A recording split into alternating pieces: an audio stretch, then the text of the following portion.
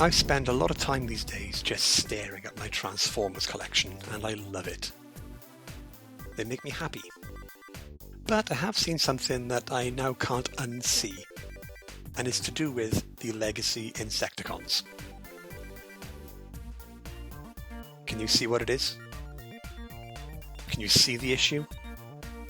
Basically, what used to be chromed bits on the original G1 toys is now all different plastics.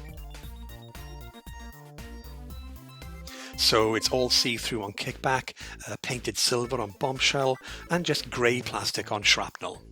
That's weird, and I can't unsee it. So let's fix it. First, I thought I could use the beloved Molotow liquid chrome pen to give these guys a unified theme, but using the liquid chrome over such a large area, especially on Kickback, wouldn't work well. I think it would take forever to cure, and it would be very susceptible to damage, fingerprints, scuffing off during transformation, that sort of thing. So the answer? Aluminium foil. It's actually metal, it's very shiny, and thin enough to be adhesive to the plastic. So I'm going to use standard PVA glue just to truly evoke the 1980s school memories, and I'm going to cut 2 bits of foil and do the 2 sides of Kickback's wings as separate pieces. I think that'll be neater than an all-in-one application. I'm also not going to worry about trying to apply this stuff to the joints or to the areas that could rub or scuff, as I still want to be able to maintain the ability for these guys to effectively transform. So I apply PVA, place it on the plastic, and then smooth it into place using cotton buds.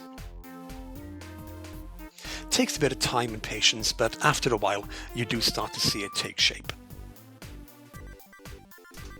Then I simply repeat the process for the other half of the wing.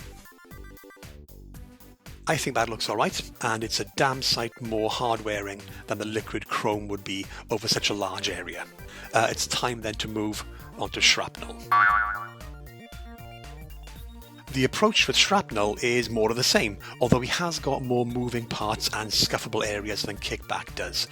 The antennae are being foiled in 2 main halves, again applying PVA and smoothing them into place with cotton buds.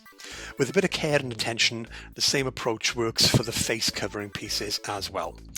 As with Kickback, I am leaving some bits blank for transformation purposes. I'm also going to leave the tips of the antenna blank for blast effect compatibility, so it doesn't rub off the paint when those are applied. This time around, I am going to use the Molotow liquid chrome in order to neatly cover the rounded bits just before those 3mm ports. It just looks a little bit neater, matches the foil nicely, and it's only a very small area, so it should work quite well there. And on that bombshell, we move on to Bombshell. His head covering is a series of really awkward shapes, and while it would likely be possible to use foil throughout and do it this way, it's going to be very, very fiddly to do so. So in this instance, I'm going to flip the script and use mainly liquid chrome for the protruding bits, and use only a little bit of foil for the rest of it. Unlike his Insecticon buddies, Bombshell's head apparatus is reasonably easy to pull apart, so that makes it a little bit easier to separately apply all the foil and the chrome onto these bits. As before, the PVA is going to be used to work with the pre-cut foil and then smooth into place again with the cotton buds, and the rest of the pieces are then just coated with a liquid chrome. And again, I'm going to leave the 3mm port available for blast effect use, so that's not going to be painted at all. Once that's all done and left to dry for a bit, and that's Bombshell all shinied up. So, there we are. The Legacy Insecticons are now much more uniform looking and nicely chromed, or at least chrome affected. The foil itself is quite sturdy. It's survived several transformations so far, so that's good. And it looks like I've managed to turn these bugs into features.